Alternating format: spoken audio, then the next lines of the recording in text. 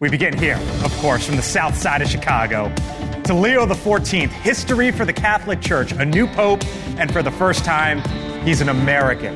It is 5 o'clock in the Windy City and midnight tonight in Vatican City, where Robert Prevost spoke today for the first time as Pope Leo XIV. You two help us, then each other, to build bridges with dialogue, with the encounter, uniting to be one people, always in peace. Thanks to Pope Francis. And a live look at the White House tonight, where President Trump celebrated that announcement as well. To have the Pope from the United States of America, that's a great honor. That's a great honor. Remarkable day. Hello, good evening. Welcome to Washington. I'm Blake Berman. This is The Hill on NewsNation. So while the whole world watched those doors open, saw history unfold, now trying to learn about the new Pope, his American upbringing, and how he might shape the church, there are, by the way, two other big stories here in this town tonight. President Trump announces his first trade deal. I'm going to explain what it means for one of America's most iconic companies and a small town in the heart of the Midwest as well, plus taking responsibility. Former President Biden reemerging. We'll show you what he said today about prices, Trump, and the border. But first tonight, here on the Hill, history for the Catholic Church and the United States. The white smoke rising, the new Pope emerging, how a kid from Chicago is now Leo XIV and the leader of the Catholic Church. We begin live at Vatican City with our Robert Sherman, who watched it all unfold today. Robert? Hey there, Blake. And the second that white smoke started billowing out of that chimney atop the Sistine Chapel, this whole city immediately had this jolt of energy that you could feel reverberating throughout the entire cityscape. It felt as though you were a couple of blocks away from a football stadium and heard the roar of the crowd. That's what the scene was like at St. Peter's Basilica and St. Peter's Square outside. And then you saw scenes like this in the bottom left corner, people quite literally bounding out of coffee shops, hotels, restaurants, trying to sprint with all possible haste to St. Peter's Square, all with the hope of catching a glimpse of this. Pope Leo XIV emerging from the balcony, being greeted by the public for the first time and speaking to the masses, using his first address to preach a message of unity. Take a listen. I too would like this greeting of peace to enter your hearts, to reach your families, to all people everywhere, to all the earth. Peace be with you.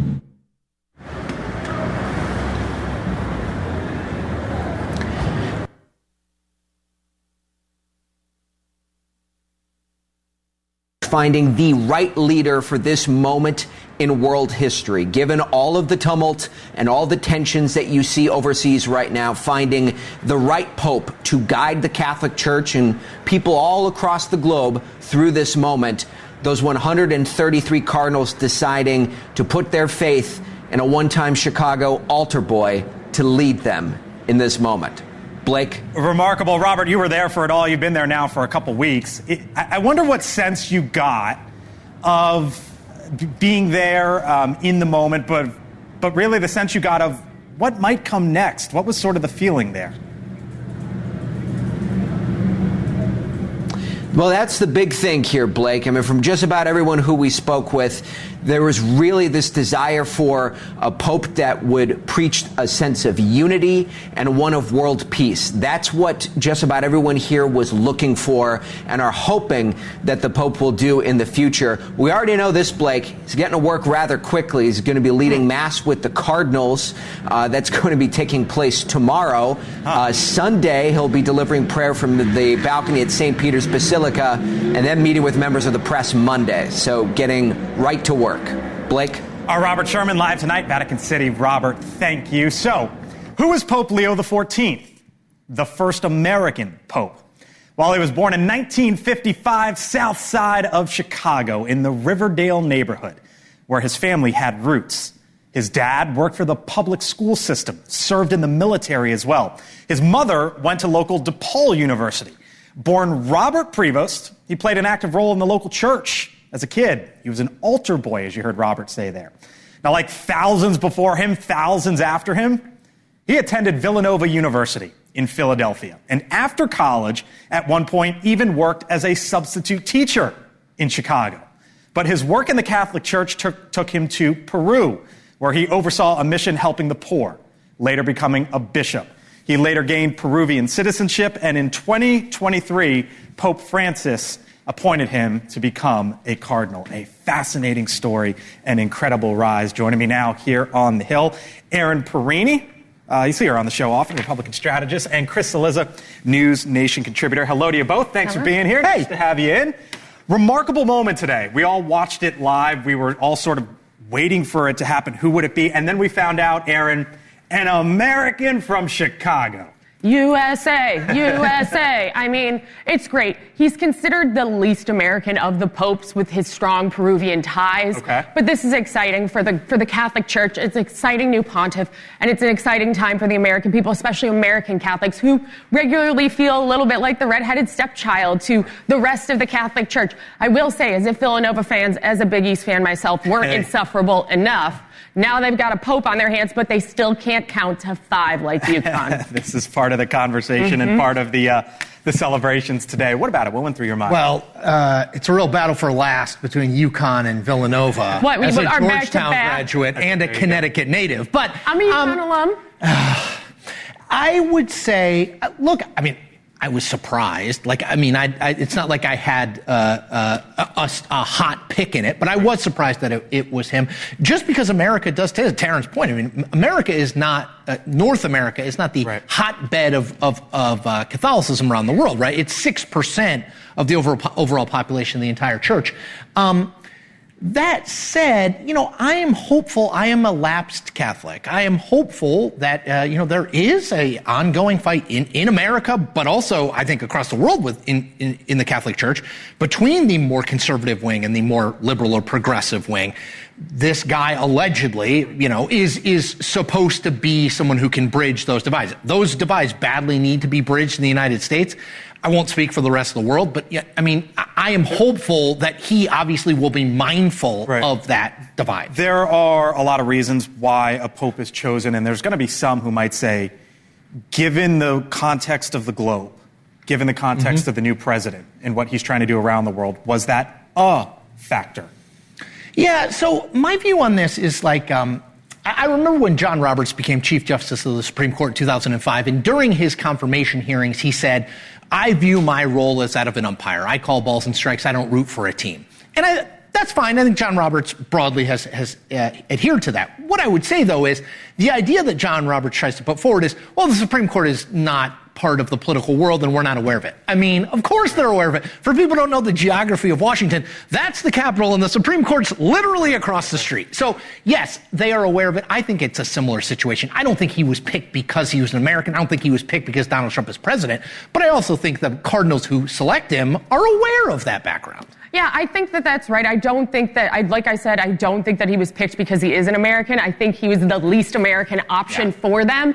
And ultimately, this is a great moment for the Catholic Church, and there is no other religion in the world that can so bring the world to a standstill over bringing in a new leader the way the Catholic Church can. All right. See you both later in the show. Appreciate it. Thanks, Joining Mike. us now here on the Hill on this historic day, Kathleen Kennedy, niece of the first Catholic president of the United States, John F. Kennedy. Thanks for being with us tonight. Just logging in. Appreciate the time.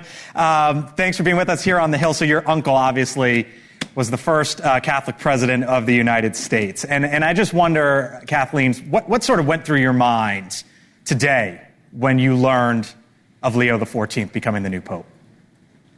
Oh, like many American Catholics, my heart leapt up. I was so excited.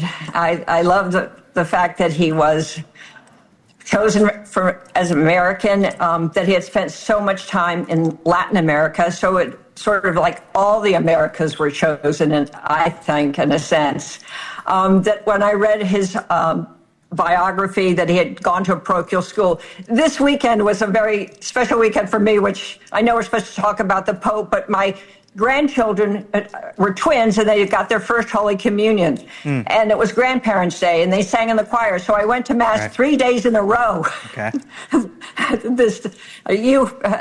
So I've been in church a lot in the last few days, and so it seems so special to have a person who was a priest, who was a bishop, and it was a cardinal, so understood what it meant to be in a parochial school, what it meant to learn the catechism, and then rises up. So he's had every part of being a priest and knows so much about the world. Former President Barack Obama weighing in, saying we will pray for him as he begins the sacred work of leading the Catholic Church and setting an example for so many, regardless of faith.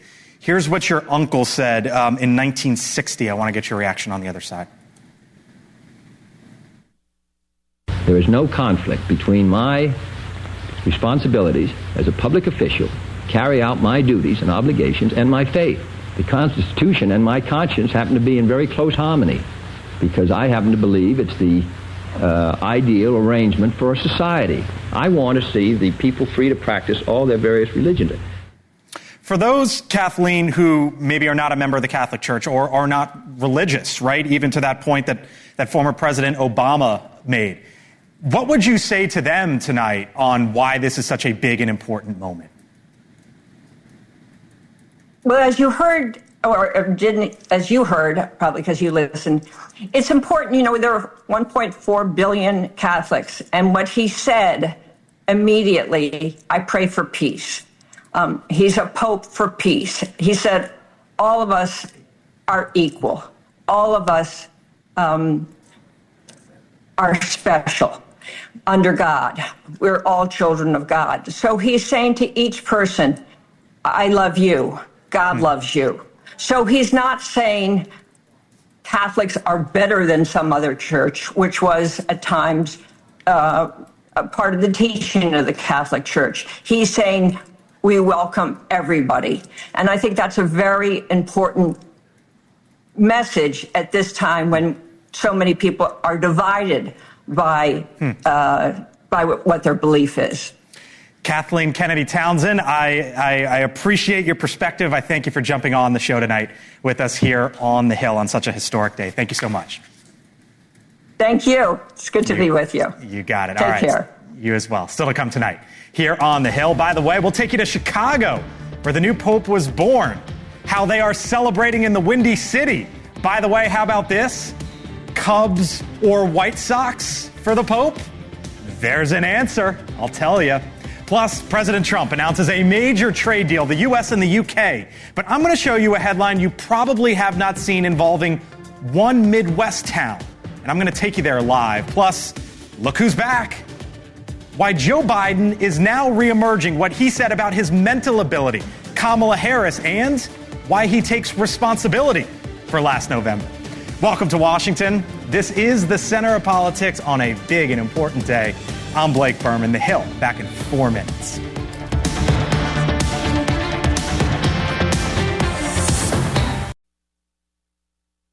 We have reached a breakthrough trade deal with the United Kingdom.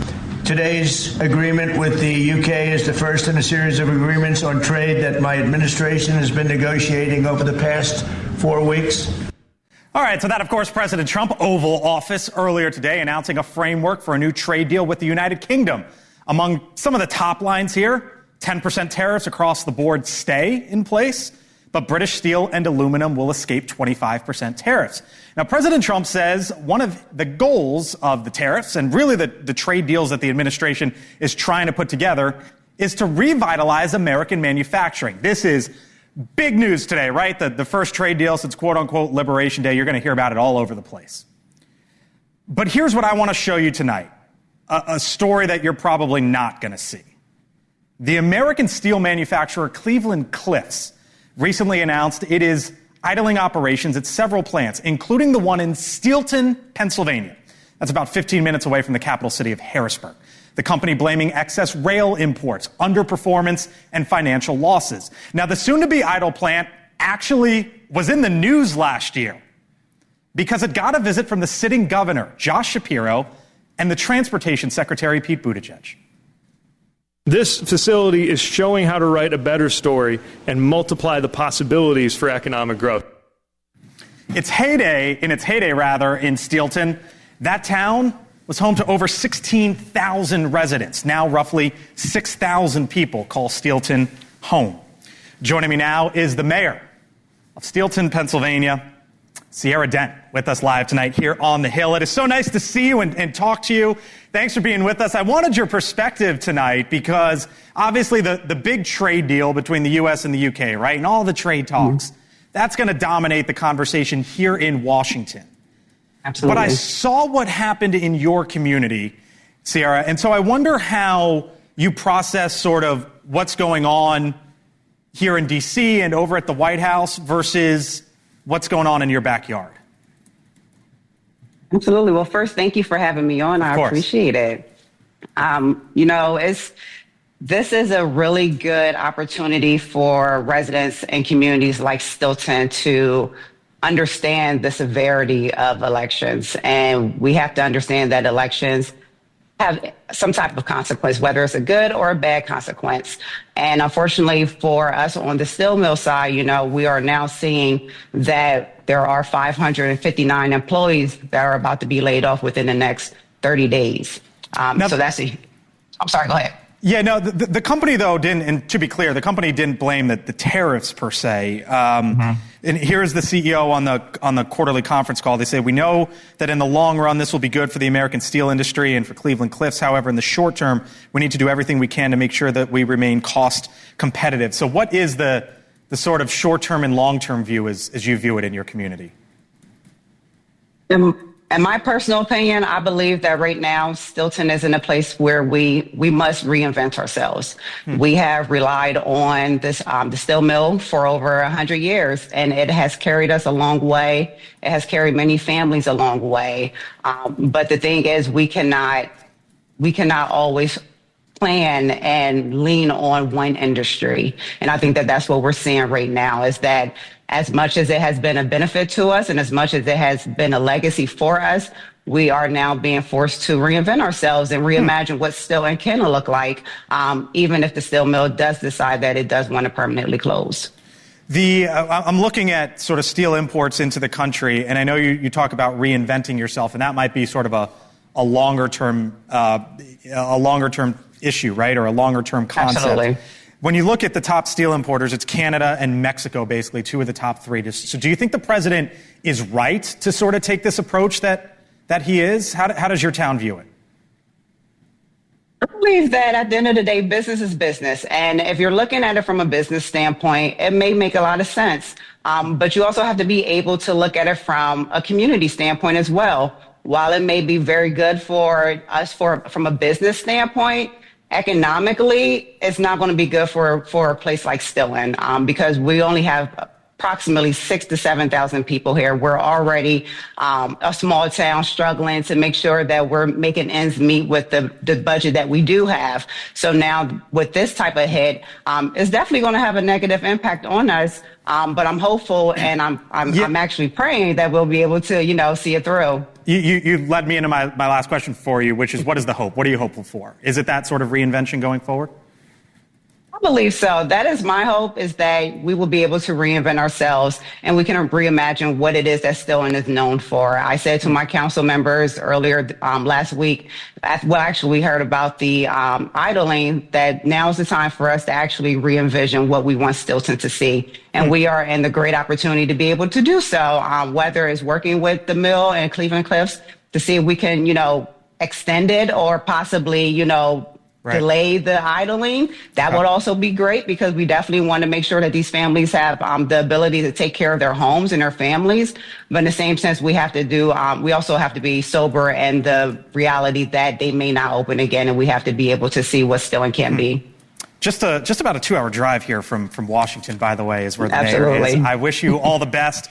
It was great to hear your perspective tonight, Sierra Dent, the mayor there in Steelton, Pennsylvania. All the best. Thank you. I appreciate it. You got it. All right, still much more ahead tonight.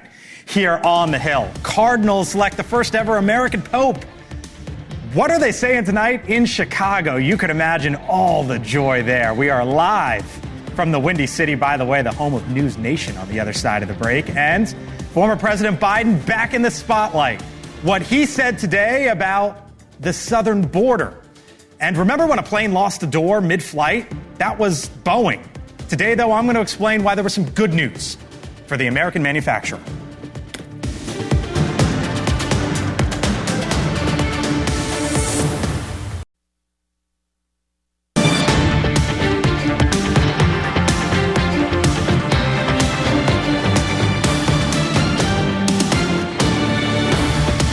We're proud he's from Chicago. We're proud that this is the first Pope from the United States of America. Of course, that's a sense of pride.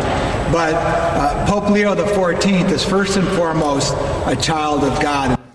That was the Chicago Bishop Lawrence Sullivan reacting to the selection of Pope Leo XIV, who was born and raised on the south side of Chicago. NewsNation anchor Natasha Zuva is live on the ground in the Windy City tonight with some of the reaction there. You know, it's remarkable, Natasha, and hello, always nice to see you.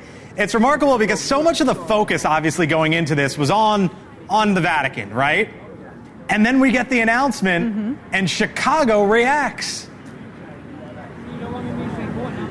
He's just a guy from Chicago. No, of course, he's so much more than that. There's been so much excitement here today, Blake, and I can tell you, I just spoke with the main priest here, Father Gregory Sakowicz, a few minutes ago. He said he found out that a Chicago-born and bred cardinal was going to be the next pope during communion, and that when he finally delivered that name during Mass today, the sound that came up from the congregants today was as if the Bears won the Super Bowl. That is what it felt like for him. I just want to direct you over my shoulder here, because in the last few minutes, that black bunting of mourning that draped the entryway there has just been replaced in white and yellow in a bunting of celebration. And as I mentioned, it's been emotional out here in Chicago. I've been speaking with so many Chicagoans who range from hopeful and excited to a woman who told me she has not stopped crying since hearing the news. Take a listen.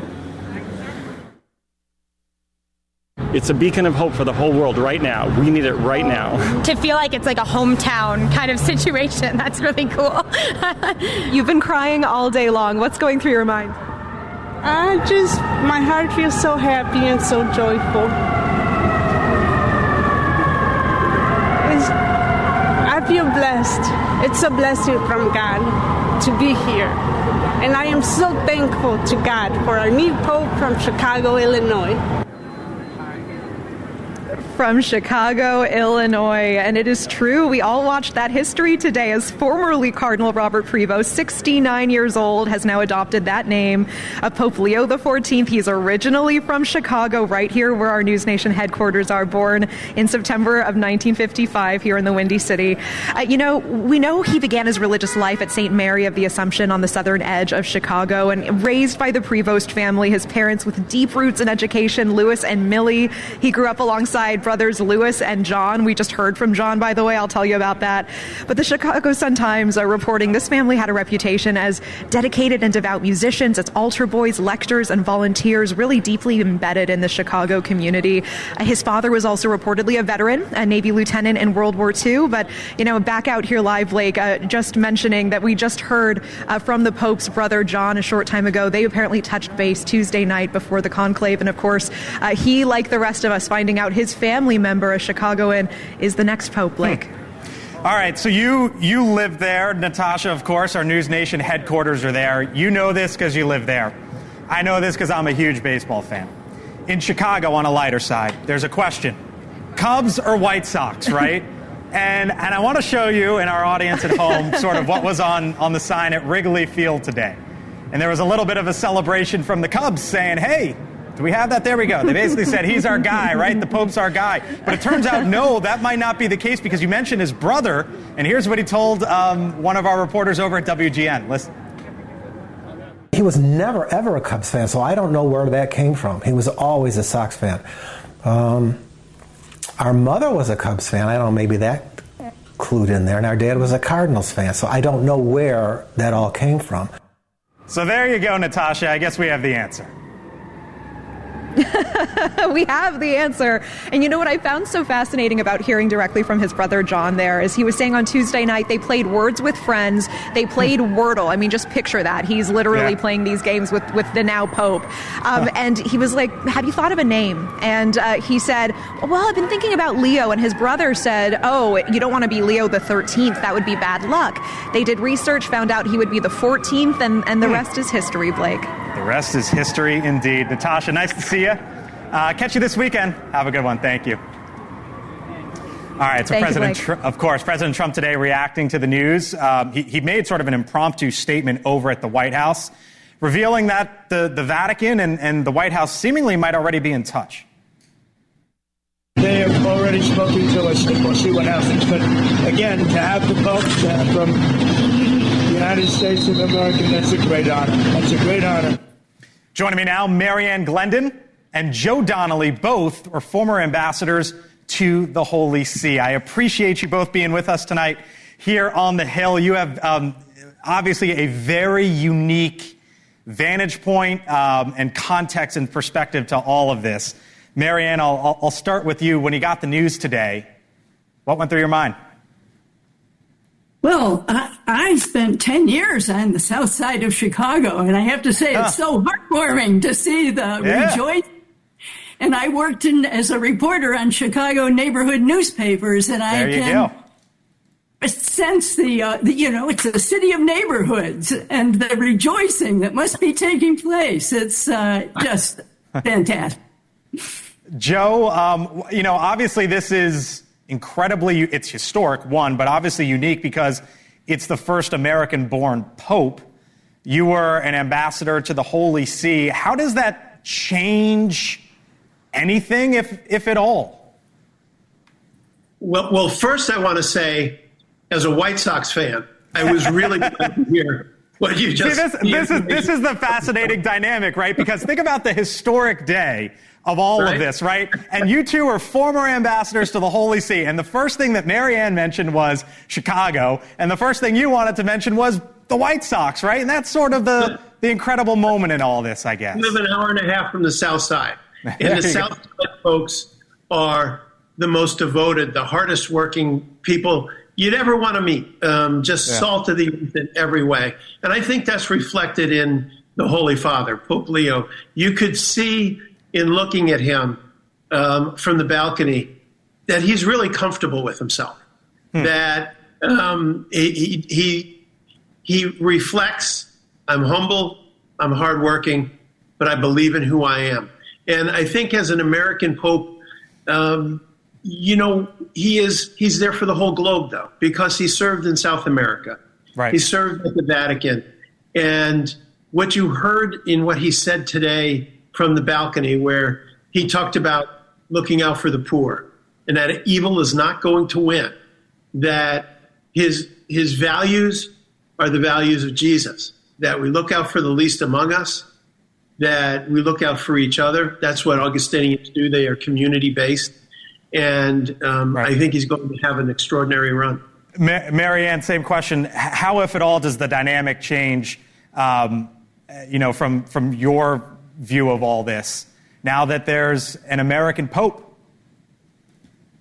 I think we have to, while rejoicing that he's from the United States, we have to understand that he's also American in the sense that John Paul II taught us to use that word, namely as encompassing all of the Americans. And there, I think he is going to be very much in continuity with Pope Francis. He has dual citizenship. He spent a long time in Latin America. He had a ministry to the poor. He's a member of a religious order like Pope Francis. And I think we are going to see great continuity in that respect. Marianne Glendon, Joe Donnelly. I wish I had more time. Fascinating to hear from your point of view. Joe, good luck to your Sox. Marianne, I don't know where you come down on the issue, but thanks for being with us tonight. I'm a Sox fan. There you go. Thanks for being with us tonight here on the Hill. Appreciate it. Thank you. All right, still to come tonight. Here from Washington, former President Biden on live TV this morning, what he had to say about the 2024 election and one of the key issues, the border. Full panel when we return. Hunting UFOs now This ex-Border Patrol agent is going public for the first time with never-before-seen video. It's over the border of the United States. Hunting UFOs, the desert sky mystery. Saturday at 8, only on NewsNation. All right, President Biden back in the spotlight today as he made an appearance on The View. Whoopi Goldberg, Joy Behar, the rest of the crew. Now, it's not unheard of at all for an unseated president to wait 100 days into their successor's term to then come out and talk. That's exactly what the former president just did. Here's a moment when Biden was asked about whether or not he was declining mentally in his final years in office. That claim in your final year there was a dramatic decline in your cognitive abilities in the final year of your presidency. What is your response to these allegations, or are these sources wrong? They are wrong. There's nothing to sustain that. The people who wrote those books were not in the White House with us, and they didn't see how hard Joe worked every single day. But is this the former president's attempt to try to stay ahead of the release of the Hur tapes, which could be released by the Trump administration? The special counsel Robert Hur conducted an interview with then President Biden as part of an investigation into the president's handling of classified documents. And in the aftermath of the recorded interview, Hur would summarize his impression of the president by saying, quote, "At trial, Mr. Biden would likely present himself to a jury, as he did during our interview of him, as a sympathetic, well-meaning, elderly man with a poor memory."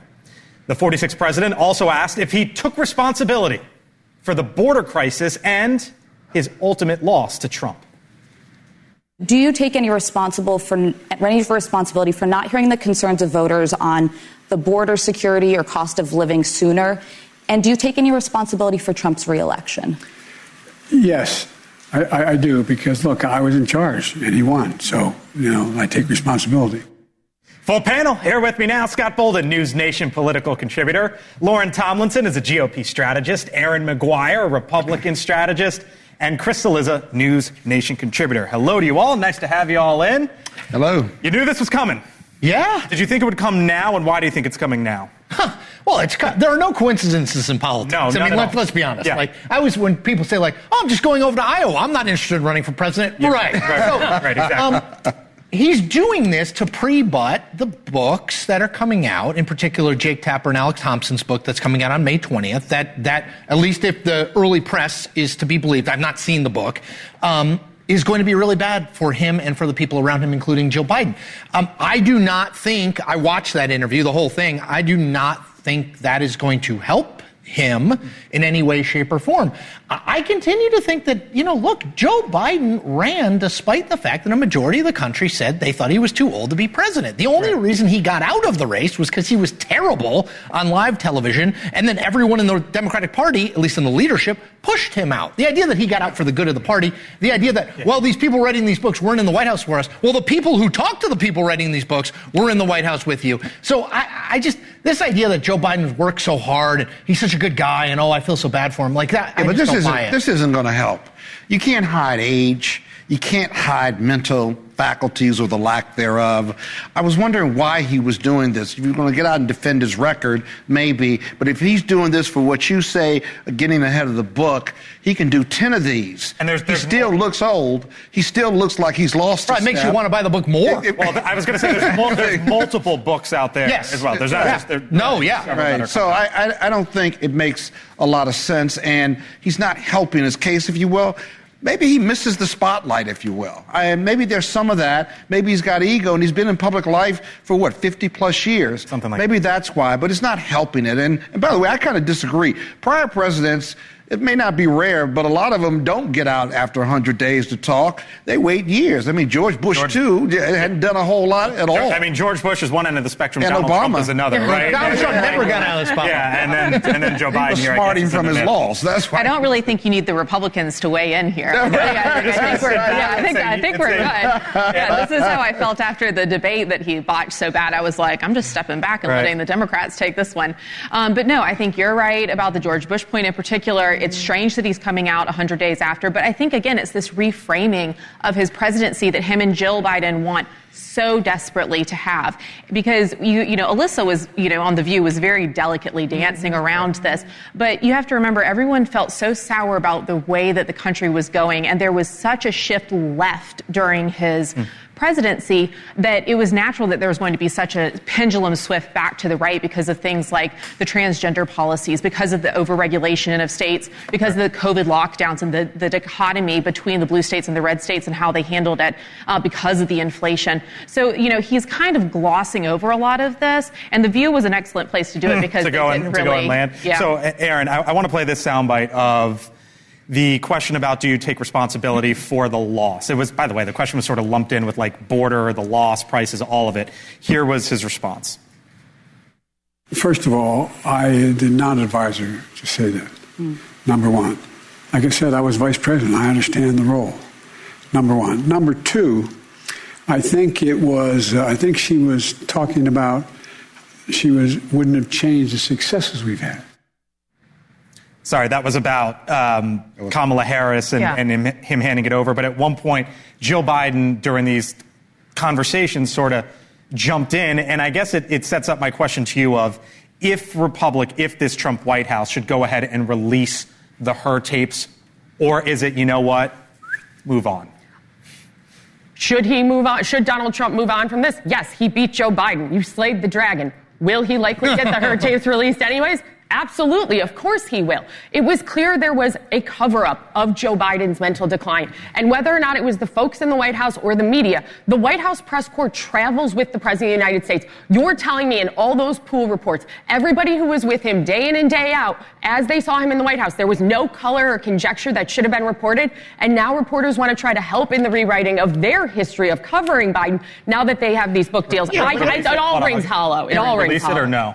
I mean, listen, this administration's all about transparency. So like you said, I think they don't need to, but they're going to release it just like they tried to do with pretty much everything else. It may be unlawful to release it. If you remember, there's a lot of confidential information in there, security concerns for the president, and I don't think it's going to be released without some litigation. And by the way, newsflash to my Republican friends, a cover-up isn't behind every corner. There's age in one bucket, mental acuity in the other, and one doesn't equate to the other. You can be an older gentleman, and you can still work hard and have mental faculties about yourself. Maybe if you lost a step, that doesn't disqualify you. You don't know that. That's your The White House staff started to walk across the lawn with him to the low stairs on the plane. You can yell and still be wrong. You can yell and still be wrong. I know I'm right, though. A cover-up's not behind every rock. If I was Robert Hur, I would really want it released, because I was just thinking, I remember distinctly when that came out in that description, Blake, that you read, which was basically, this is a kindly old man.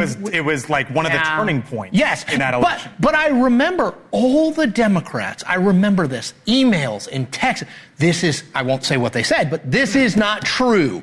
This guy's a Republican prosecutor. And in truth, if you read that description that he used, a sort of kindly old man with, we can debate kindly or whatever, but that description is not, that description is not wrong from the kind of what I think Joe Biden has turned out kind of to be. But it wasn't relevant to his investigation as to whether he should be prosecuted or not. It doesn't matter what type of witness he's going to be. And by the way, it's his choice to get on the witness stand, not Robert Hur. You started off this segment, Scott, sort of like, and then you end up defending Biden. And I wonder, but I'm serious. I wonder, how Democrats sort of go about that. Joe Biden gave us the best economy in several decades, right? He can run on his record. He can defend his record, right? But he's no longer the president. So why are we going through all of this? Because Joe Biden is fucking in television. We shouldn't do any more interviews. Well, I don't disagree with you there, but when people always say somebody else. Hold on, real quick. I'll give you people always say to me, move on. I write about Joe Biden, talk about Joe. Move on.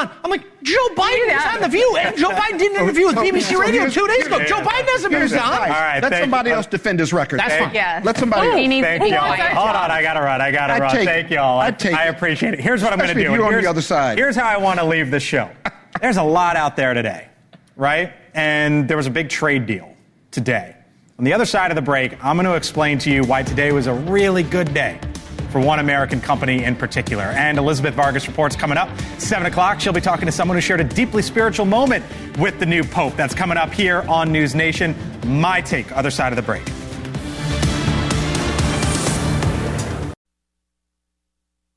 I've looked at both the Vatican and also Chicago, where the new Pope hails from. We thought on an occasion like this, we would remind some other American firsts. The American Pope conjures up memories, for example, of Alan Shepard, the first American in space. That was in 1961. Jim Whittaker, the first American to summit Mount Everest. 63. Teddy Roosevelt, by the way, the first American to win the Nobel Peace Prize. That was in 1906. The Vatican and Chicago tonight. All right, some other big news as I give you my take tonight involving this country, beyond, of course, what we learned out of the Vatican today. The White House says the United Kingdom will be buying some $10 billion worth of Boeing aircraft. That, of course, is a win for the company that's had its own share of headlines. Boeing has been under immense scrutiny as of late with multiple fatal crashes. A plane losing a door mid-flight, and the questions that came from those stranded astronauts, of course you remember them, at the International Space Station. Then came something totally out of Boeing's control. Resumption of the trade war with China. That country has stopped since accepting deliveries of Boeing jets. Now, Boeing's slogan is building something better, and now they just might be getting some better news. Bloomberg is reporting that Qatar next week will announce an order of roughly 100 Boeing wide-body jets. That comes, of course, as the president is set to make his Middle East visit. So for a company that has faced its share of bad headlines, criticism, and headwinds, some of which deservingly so, I'd like to end the show tonight here on the Hill by pointing out how today was a good day for an institution of American manufacturing. And that is my take tonight. I thank you so much for watching us here on the Hill. We'll be back tomorrow, 6 o'clock Eastern.